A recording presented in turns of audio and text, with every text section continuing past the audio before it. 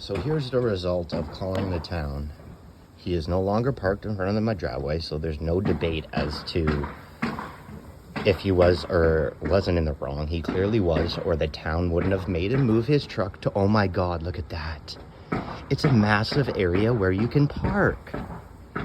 But let's park right here where it's gonna, you're supposed to be 2 feet away from my driveway. I'm not even gonna get into it because there's people in the comments trying to be like, oh, do you have a car? Like, does that matter? How about this?